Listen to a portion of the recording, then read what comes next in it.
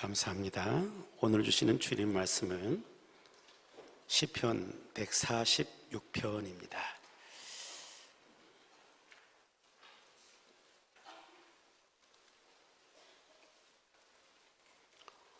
시편 146편 1절부터서 마지막 10절까지 말씀 찾으셨으면 아멘.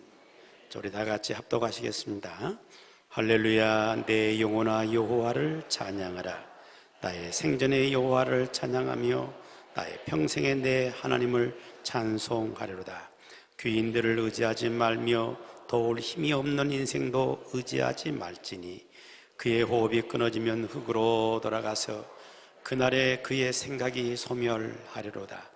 야곱의 하나님을 자기의 도움으로 삼으며 여호와 자기 하나님에게 자기의 소망을 두는 자는 복이 있도다. 여호와는 천지와 바다와 그 중에 만물을 지으시며 영원히 진실함을 지키시며 억눌린 사람들을 위해 정의로 심판하시며 줄인 자들에게 먹을 것을 주시는 이시로다. 여호와께서는 갇힌 자들에게 자유를 주시는도다.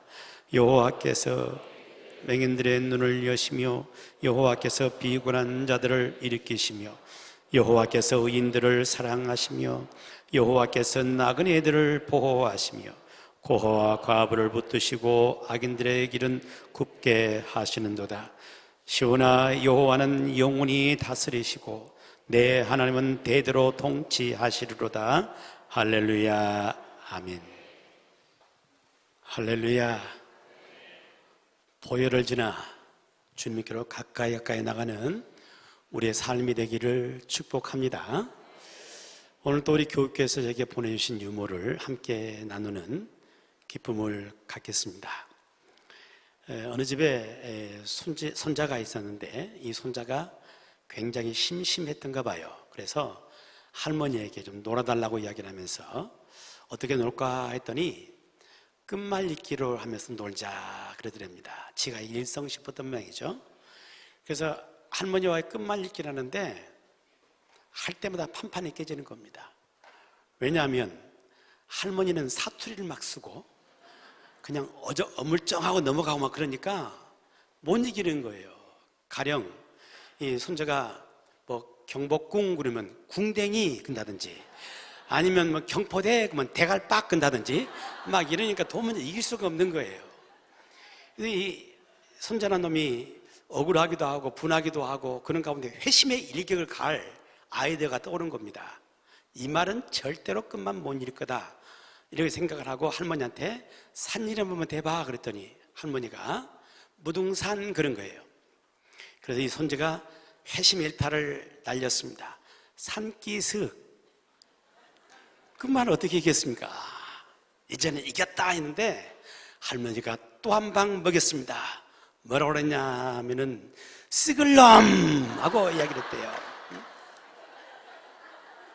또 졌습니다. 이 할머니와 이 손자 사이에 알콩달콩하는 그런 이야기입니다만은 사람은 혼자 사는 게 아니야. 누군가 함께 사는 거고 서로를 의지하고 서로를 도우면서 인생을 살아가는 겁니다. 아멘. 누구도 혼자 살 수가 없는 거예요. 그래서 그 동물과 사람을 이렇게 비교해서 놓고 보게 되면 동물들은 스스로 이렇게 서서 생존을 이렇게 이루어가는데 굉장히 빨라요. 동물의 왕국 같은 데를 보게 되면 그 밀림 지역에 이런 초원에 그 누우떼 같은 데를 보게 되면 이 누우떼가 태어나자마자 어머니 뱃속에서 나오자마자 삐쭉삐쭉 걷기를 시작하면서 바로 뛰어가 버립니다. 바로 뛰어가 버려요. 얼마나 빠른지 몰라. 그냥 태어나자마자 뛰기 시작한단 말이죠. 근데 사람은 어떻습니까? 뛰기는 그냥 아장아장 걷기 시작한 것도 좋게 1년은 걸리는 겁니다. 그렇게 느려요.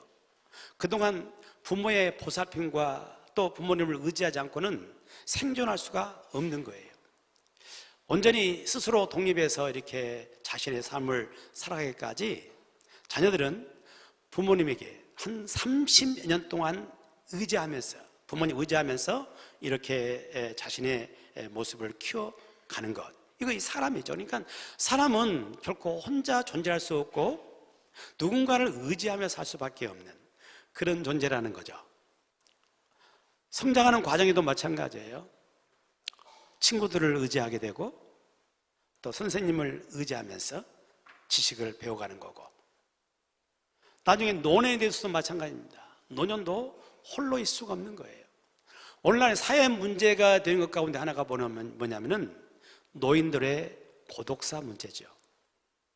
혼자 있어요. 돌봐줄 자식들이 없는 겁니다.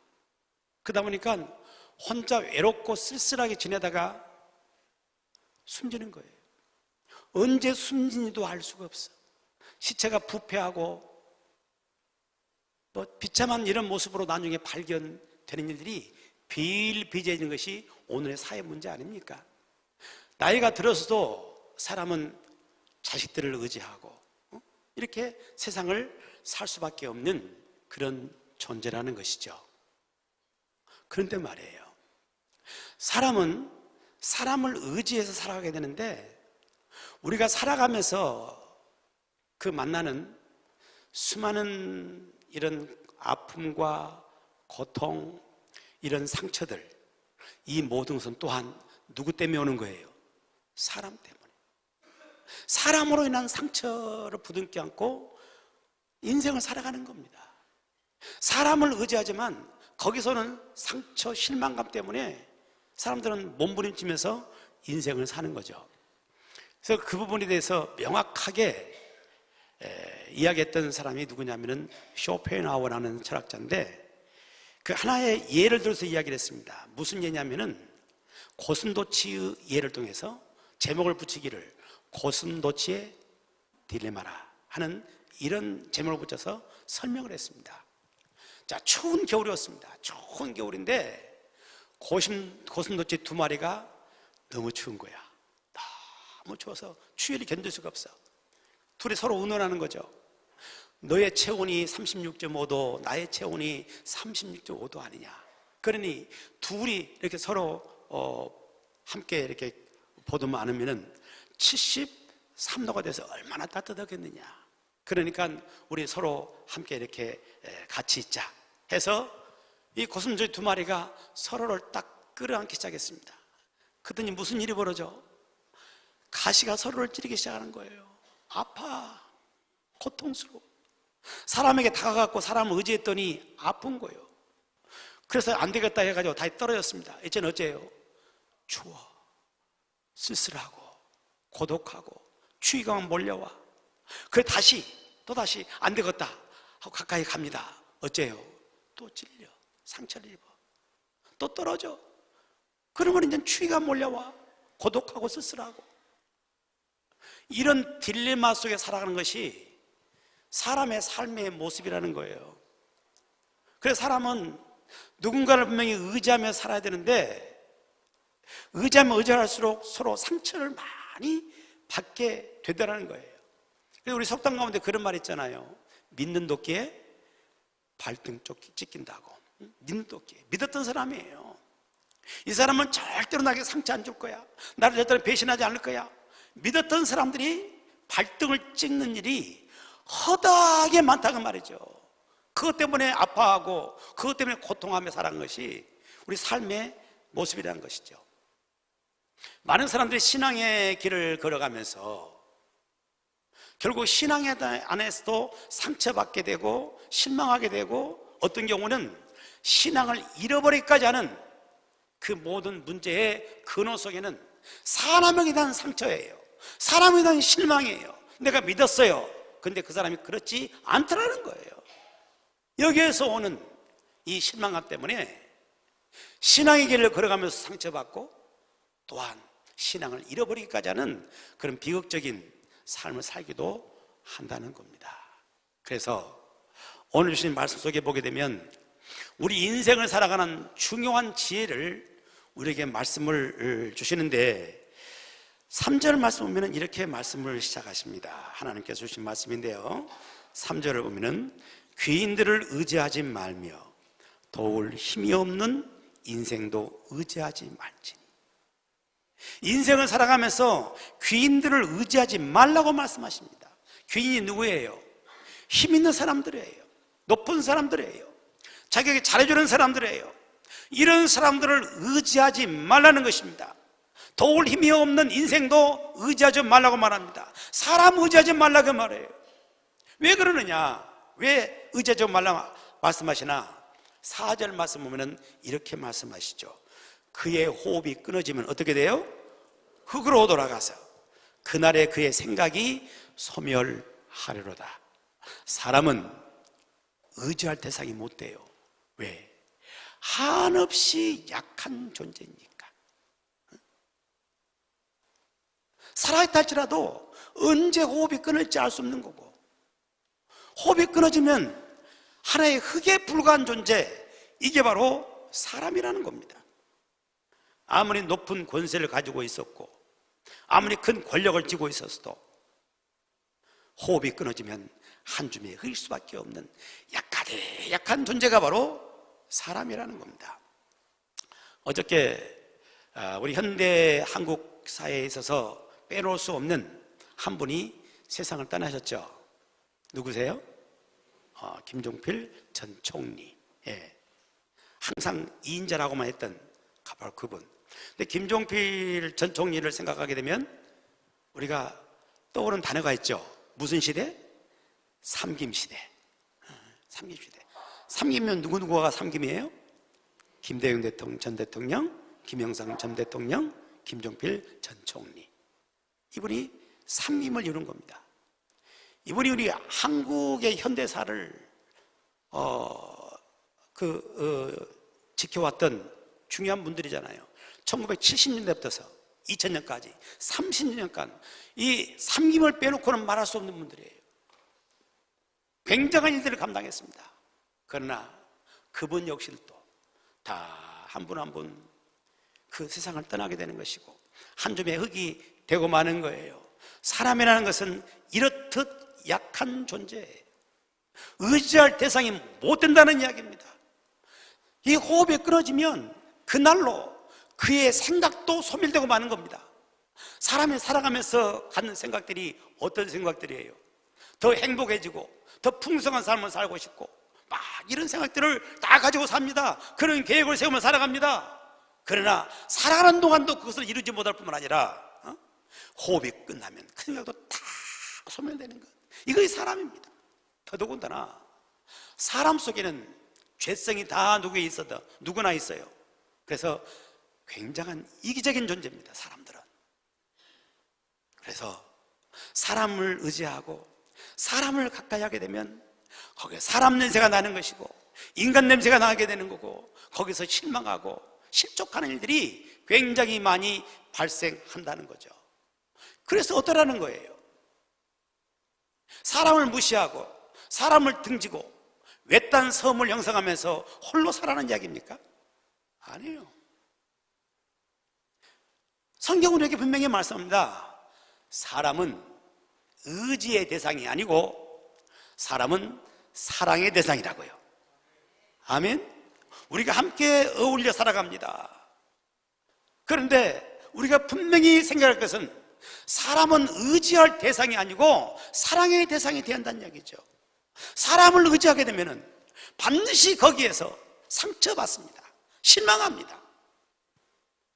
그러나 사람을 사랑의 대상으로 보면서 서로 사랑하고 용납하고 서로 받아주고 이렇게 살아가게 되면 행복해지는 것이고 풍성함이 있게 되는 줄로 믿습니다. 사람은 의지의 대상이 아니라 사랑의 대상인 줄로 믿습니다. 그렇게 세상을 살기를 축복합니다. 여러분, 그러면 우리는 누구를 의지하고 사는 겁니까?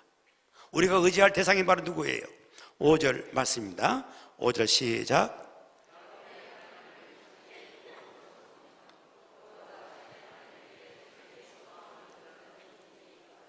아멘. 할렐루야. 야곱의 하나님을 자기의 뭘로 삼아요? 자기의 도움으로 삼고, 여호와 자기 하나님에게 자기의 뭘 둡니까? 자기의 소망을 두는 자가 복 있다 하십니다. 아멘. 우리가 의지할 이는 여호와 하나님이세요. 하나님을 의지하며 살라는 말씀인 겁니다. 여러분, 인생은 끊임없이 배우는 배움의 과정이에요. 인생을 배우는 것은 학교에서 배운 것 아니야. 학교에서는 어떤 지식들을 배우지만은 인생을 살아갈 정말 중요한 것들은 삶의 현장에서 배우는 거예요. 삶의 현장에서 배우는 인생의 중요한 배움, 그 가운데 가장 중요한 배움은 바로 뭐냐? 내가 의지할 대상은 사람이 아니고 하나님이라는 것입니다. 이걸 배우는 것이에요. 머리로 아는 것이 아니라 가슴으로 배우는 것이고, 가슴으로 느끼는 것이고, 실제적으로 하나님을 의지하며 살아가는 그런 삶을 살아가는 것, 최고의 공부인 줄로 믿습니다. 모세라는 사람이 있습니다. 참 잘난 사람이죠. 능력 있는 분입니다. 대단한 분입니다. 그는 난지 석 달이 돼가지고 애굽왕 바로의 공주의 눈에 띄어가지고 공주의 아들이 됩니다. 왕자가 되는 거죠. 그래가지고 애굽 궁궐에서 생활을 합니다. 왕자로 생활하니 얼마나 많은 사람이 그를 떠받들고 그를 우대하면서 삶을 살았겠어요. 참 귀한 존재로 성장합니다.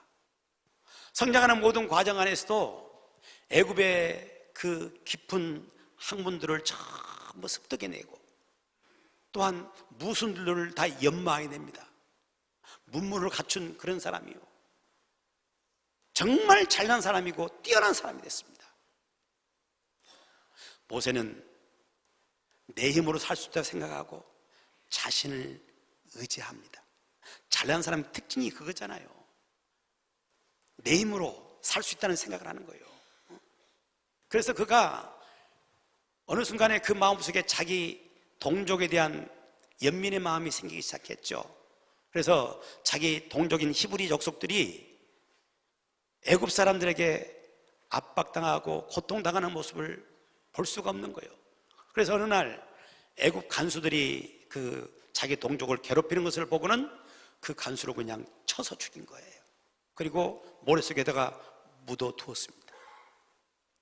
한편 그 마음속에, 그래, 네가 민족을 위해서 일했다, 참 흐뭇한 이런 마음도 그 마음에 들어왔을 거예요. 며칠 후에 나가봤더니 자기 동족들이 서로 싸우고 있는 거예요. 이 모세의 마음이 분이 일어난 겁니다. 아니, 애굽에 와가지고 이같이 고생을 하는데 서로 위로하고 서로 힘이 돼가지고 하나가 돼가지고 여기에서 탈출할 생각을 하지 않냐고 서로 싸우고 있느냐, 막 분이 난 거예요. 그래서 그들에게 책망을 하게 된 거죠. 왜 너희들이 동족끼리 싸우느냐, 책망을 합니다.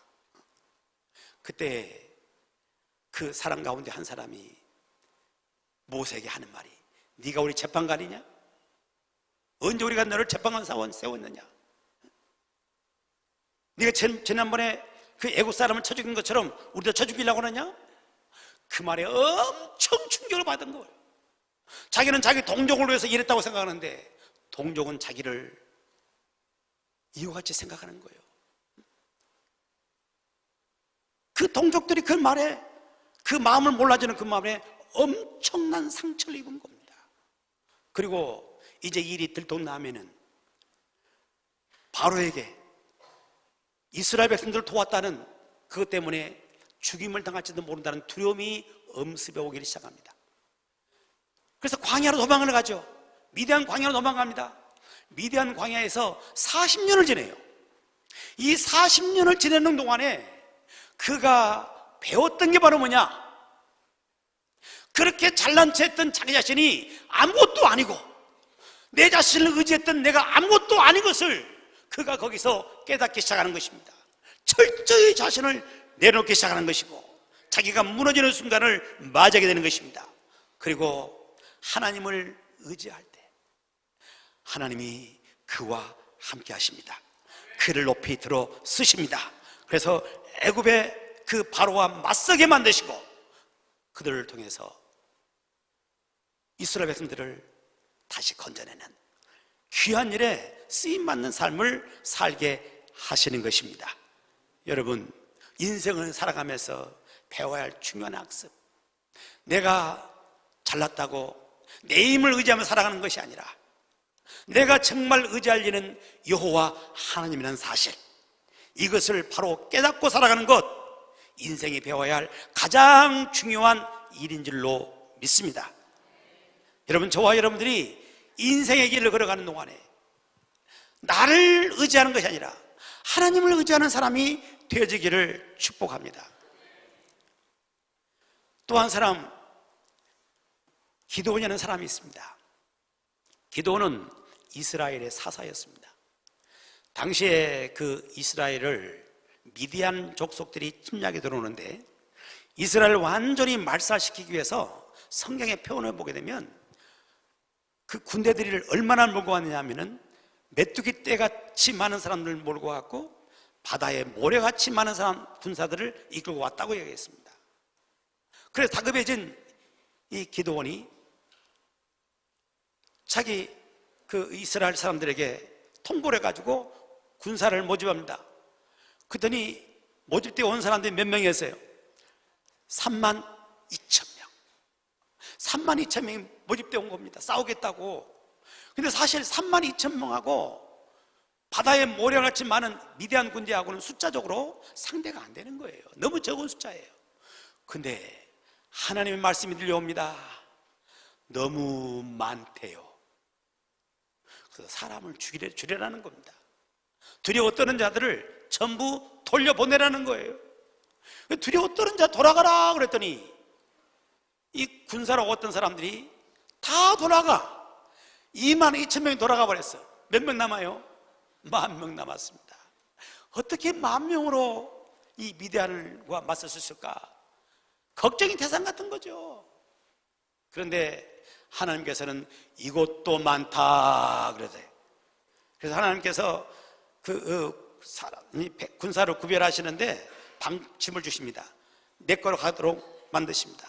그 가운데 마치 개처럼 입을 그 개울가에 대고 먹는 이런 사람들은 다 돌려보내고 물을 움켜줘서 마시는 이런 사람들만 선택해라. 그때 남은 사람이 몇 명이요? 300명밖에 안 돼요.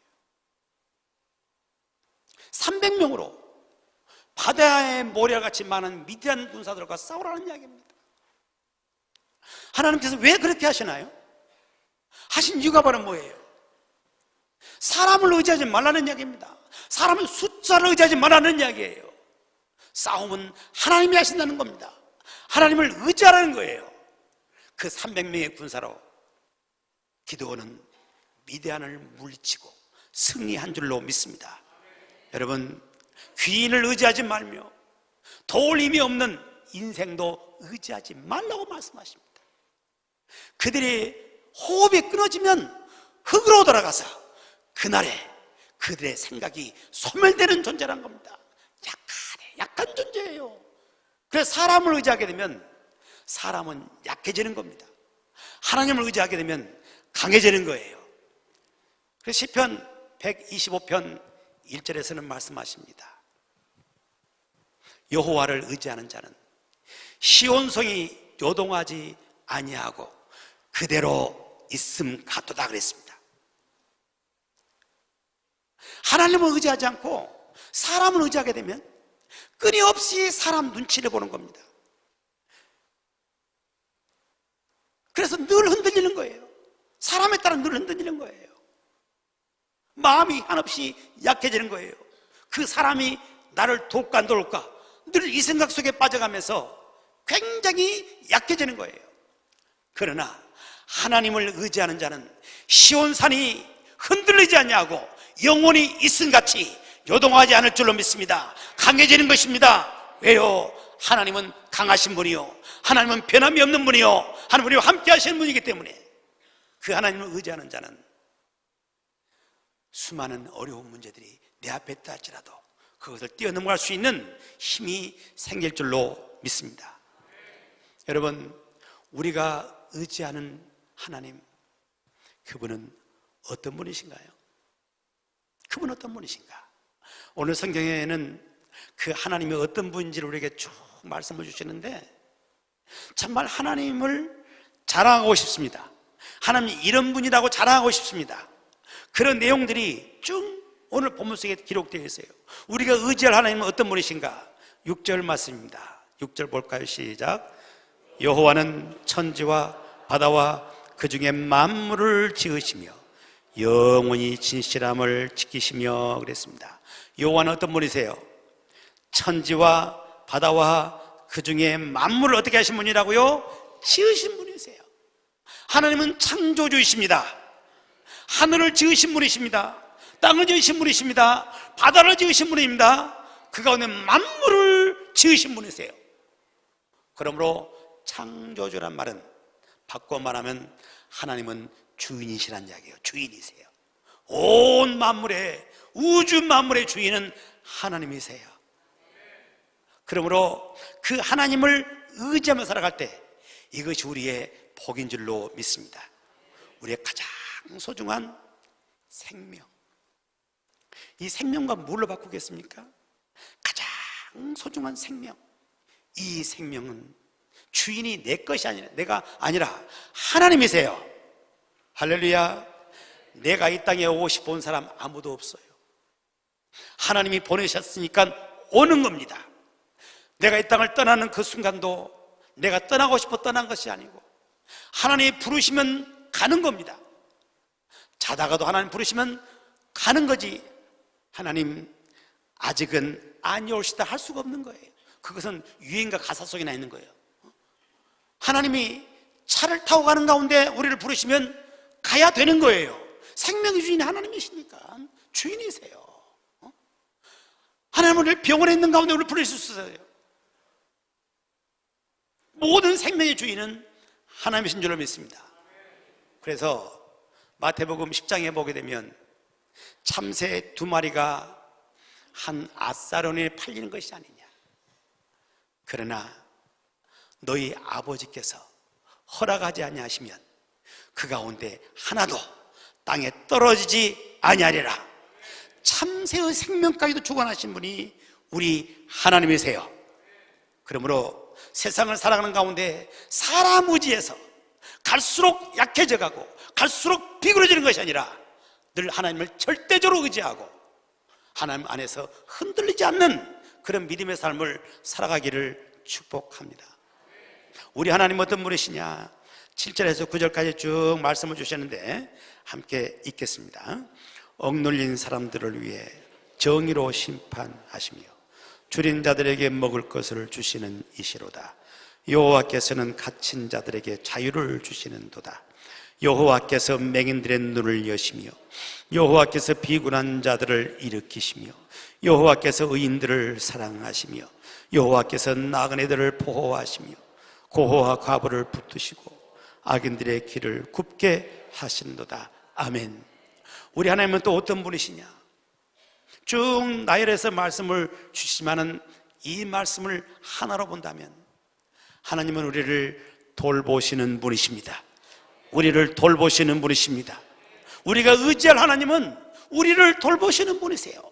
억눌린 사람들 하나님께서 돌보십니다. 줄인 자들을 돌보시는 겁니다.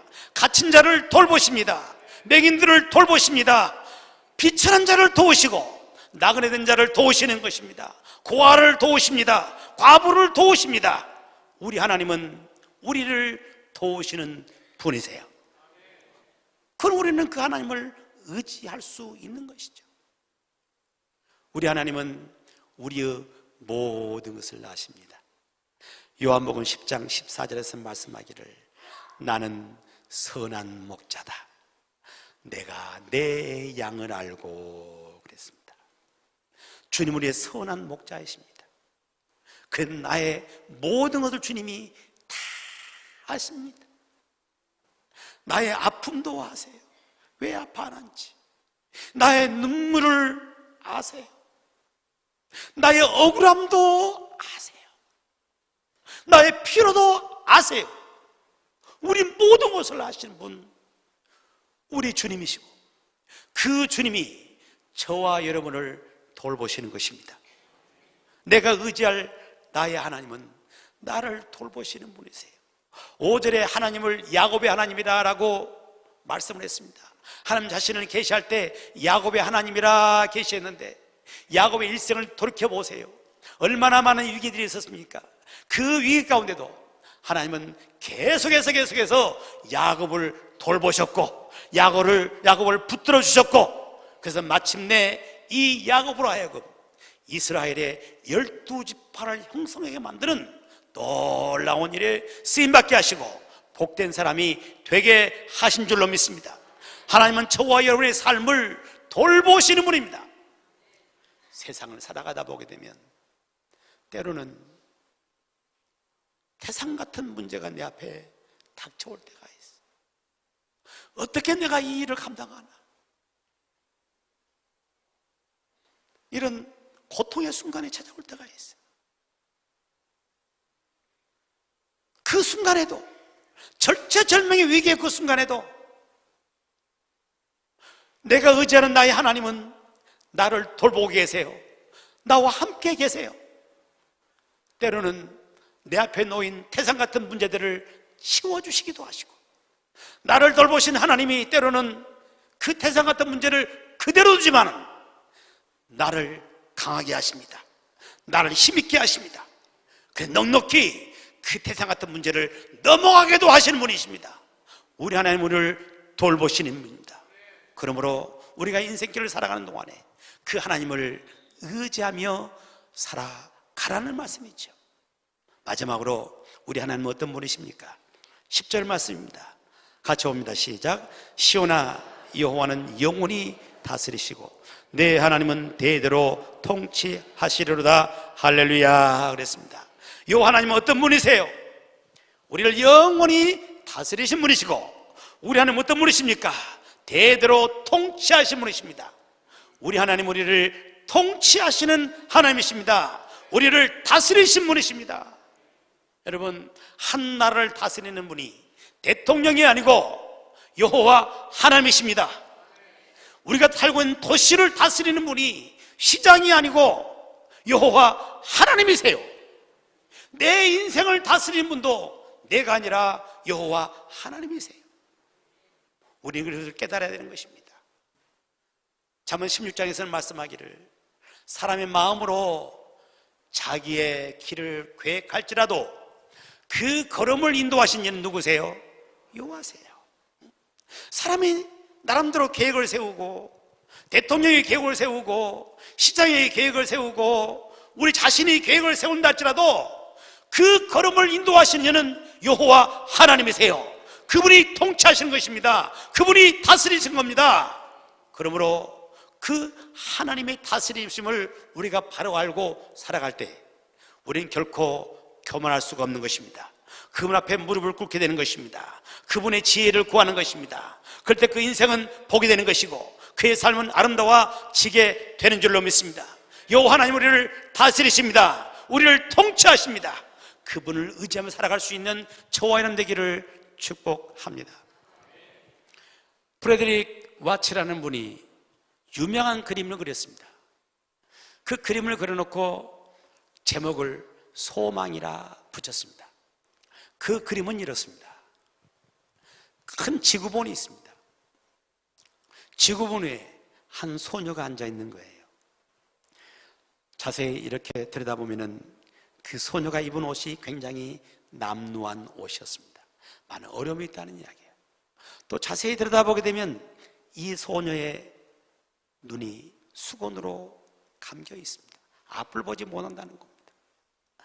더 자세히 들여다보게 되면 이 소녀가 비파를 켜고 있는데 그 비파의 줄이 다 끊어지고 오직 한 줄 남아 있습니다. 이 한 줄의 줄을 가지고 비파를 연주하는 이런 소녀의 그림이에요. 참 많은 힘들고 어려움이 있다 할지라도 한 가닥의 이 줄이 남아있을 때 그에게는 희망이 있고 소망이 있다는 겁니다. 여러분, 이 한 가닥의 줄이 바로 뭡니까? 여호와 하나님입니다. 내가 의지할 하나님인 것입니다. 세상 줄이 뚝뚝뚝 끊어간 할지라도 내가 여호와 하나님을 의지하게 되면 주님으로 인하여서 승리할 것입니다. 그분은 우리를 만드신 창조주 하나님이요 우리의 주인이십니다. 그분은 우리를 돌보십니다. 그분은 우리를 다스리시고 통치하십니다. 그 하나님을 의지하는 법을 배우는 인생 되기를 축복하고, 우리 인생의 남은 부분을 하나님을 의지하면서 더욱 힘있게 인생을 펼쳐가는 복된 역사가 우리 모두에게 함께하기를 주님의 이름으로 축원합니다.